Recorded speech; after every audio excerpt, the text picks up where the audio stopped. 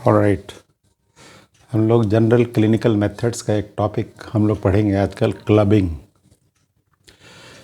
Clubbing का मतलब होता है कि जो टर्मिनल फिंगर है या टोज़ होते हैं, पैरों की जो उंगलियां हैं, अंगूठे हैं जो हैं, इनमें स्वेलिंग हो जाती है, इन्लार्जमेंट हो जाता है जो है, और दे बिकम सॉफ्ट। ये सॉफ्ट हो जाते हैं, रेड दिखाई जैसे नेल जैसे रेड दिखाई देने लगेगा, टिश्यू रेड दिखाई देता है। And they become bulbous, bulb की तरह से हो जाता है। बल्ब का मतलब कि ये सूजे हुए ऐसे महसूस होते हैं, बल्बस हो जाते हैं, right. Clubbing of finger, it may be due to some disease, right.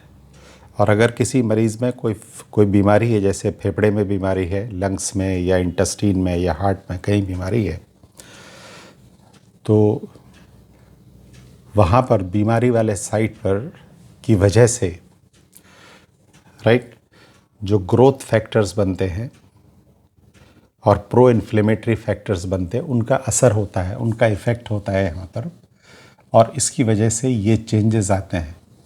यहाँ पर नेल्स के नीचे ज़्यादा टिश्यू बन जाता है, ज़्यादा टिश्यू बन गया नेल्स के नीचे, और इसकी वेस्कुलरिटी बढ़ जाती है और ब्लड वेसल्स डायलेट कर जाती हैं। तो कुछ लोगों ने इसका ये एक्सप्लेनेशन दिया है, लेकिन एग्जैक्टली क्लबिंग क्यों होती है, it remains unknown, it is largely unknown जो है, राइट। ग्रोथ फैक्टर्स होते हैं like platelet drive growth factors, ये हम लोग जनरल पैथोलॉजी में जब हम लोग इन्फ्लेमेशन का चैप्टर पढ़ते हैं तो वहाँ ये सब बातें हम लोग पढ़ते हैं कि growth factors like platelet drive growth factors या प्रो इन्फ्लेमेटरी फैक्टर्स होते हैं लाइक प्रोस्टाग्लैंडिन। तो जहाँ पर बीमारी होती है तो वहाँ पर ये सब चीज़ें बनती हैं, और ये सब चीज़ें ब्लड में भी जा सकती हैं, और ब्लड की वजह से इस जगह पर कुछ बदलाव आता है। इस तरह के बदलाव आते हैं कि यहाँ पर ज़्यादा टिश्यू बनता है, ज़्यादा वेस्कुलरिटी होती है, और इसमें ये एरिया सॉफ्ट रेड एंड थोड़ा फूल जाता है, सूज जाता है। इसी को हम लोग क्लबिंग बोलते हैं। लेकिन कुछ लोगों में क्लबिंग क्यों होती है, right, it remains unknown, it is idiopathic. और कुछ लोगों में पाया गया है कि ख़ानदानी मामला होता है, पेरेंट्स से जो जीन्स मिलते हैं, तो पेरेंट्स से, मदर या फादर से मिलने वाली जीन्स की वजह से क्लबिंग, ये बल्बस इन्लार्जमेंट होता है, हेरिडिटरी फैक्टर्स। तो इन लोगों में जिनमें जैसे इडियोपैथिक है, इडियोपैथिक का मतलब कॉज ही नहीं मालूम, और हेरिडिटरी फैक्टर्स की वजह से, तो इनमें कोई परेशानी नहीं होती है, दे आर एसिम्प्टोमेटिक। लेकिन जैसे किसी बीमारी की वजह से क्लबिंग अगर होती है, जैसे फेफड़े में कैंसर है, या फेफड़े में टीबी है, या हार्ट में कोई बीमारी है, उसकी वजह से ये सब बन रहे हैं, और उससे फिंगर्स में इस तरह के बदलाव आने लगे, तो ऑब्वियसली मरीज़ में कोई ना कोई सिम्टम्स होंगे। जैसे फेफड़े में अगर कैंसर है तो मरीज़ को खांसी आती होगी, या हार्ट में इन्फेक्शन है उसकी वजह से बुखार रहता होगा। तो जो क्लबिंग ऑफ फिंगर है क्या, किसे बोलते हैं, कैसा दिखाई देता है, जहाँ अगर क्लबिंग हो जाए तो उसमें क्या बदलाव आते हैं, क्यों होता है, वाई। तो क्यों का सवाल ज़्यादातर ये है कि ज़्यादातर क्लबिंग क्यों होती है, वी डू नॉट नो, लेकिन अभी तक एक्सप्लेनेशन यही है जो आपको हमने बताया जो है, राइट। ऑलराइट, तो क्लबिंग, तमाम सारे ऐसे लोग होते हैं जिनमें क्लबिंग होती है लेकिन उन्हें कोई परेशानी नहीं होती है, वो सिंपली ये दिखाने के लिए आते हैं कि हमारे फिंगर या हमारे टो इस तरह फैले हुए हैं, इस तरह सूजे हुए हैं, हमें कोई बीमारी तो नहीं है। तो उन्हें कोई सिम्टम नहीं है, उन्हें कोई परेशानी नहीं है, लेकिन उनकी फिंगर या टो वो नॉर्मल भी नहीं है, इसलिए वो आपको दिखाने के लिए आते हैं। बट समटाइम्स लोग अपने सिम्टम्स को बताने के लिए, अपने परेशानियों को बताने के लिए आते हैं, और उनमें आप एग्जामिनेशन में पता लगाते हैं कि इनमें क्लबिंग भी है, और आप इन दोनों चीज़ों को जोड़कर डिजीज़ को डायग्नोज करने की कोशिश करते हैं, डिजीज़ को डायग्नोज करते हैं हम लोग जो। ऑलराइट,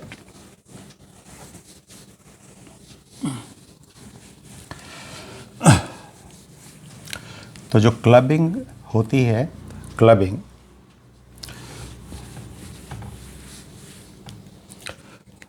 तो clubbing can develop slowly over time,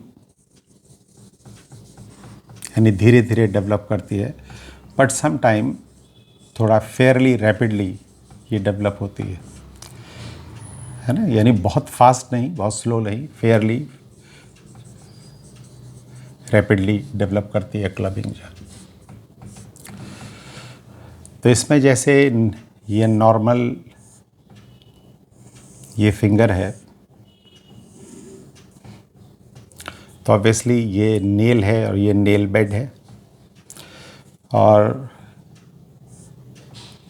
ये एक एंगल होता है, ये आप जैसे देख रहे हैं कि दिस इज़ एन एंगल, इसे लोवी बॉन्ड एंगल कहा जाता है। ये एंगल है नेल और स्किन फोल्ड के बीच में, there is an angle which is about 165 degrees, इसे लोवी बॉन्ड एंगल भी कहा जाता है।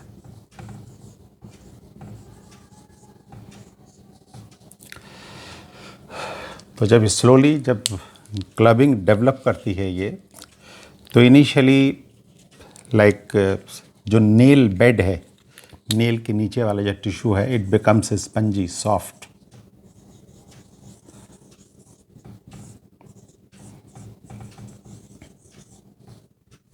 सॉफ्ट एंड स्पंजी हो जाता है ये, right. Then this there is loss of, ये जो एंगल है, there is loss of Lovibond angle,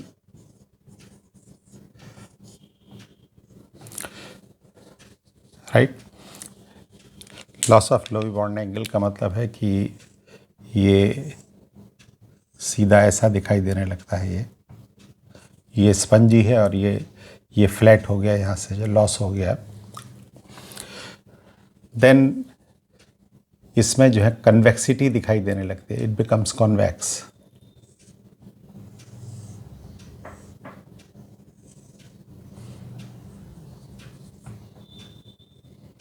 ये कॉन्वेक्स लगने लगा, उभरा हुआ, और ultimately it becomes club shaped, इस टाइप का क्लब शेप हो जाता है। जो फिंगर को अगर हम सामने से देखें, इट बिकम्स क्लब शेप जो है।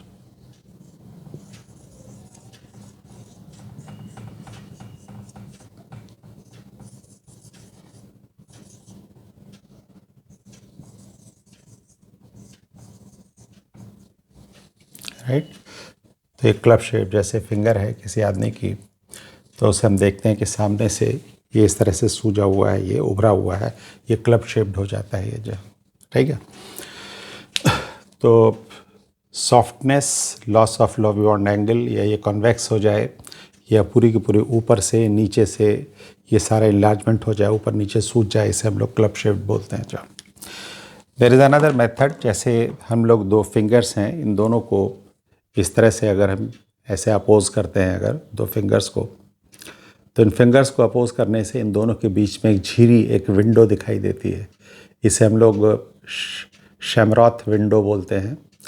तो अगर क्लबिंग हो जाती है, कन्वेक्सिटी हो गई यहाँ पर, या फ्लैट हो गया, तो there will be loss of this window, ये विंडो, ये इन दोनों के बीच में जो स्पेस है, ये दिखाई नहीं देगी जो है, राइट।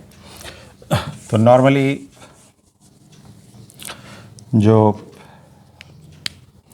दो फिंगर्स के बीच में जब हम लोग अपोज करते हैं दो फिंगर्स को, जैसे ये फिंगर है और ये फिंगर है, राइट। तो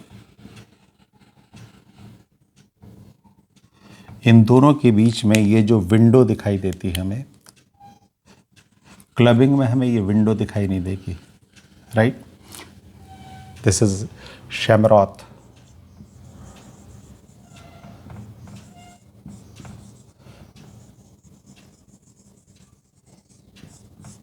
right. So this is about primary basic knowledge about clubbing जो है। In the next section we will be reading about the causes of clubbing जो है। Thank you.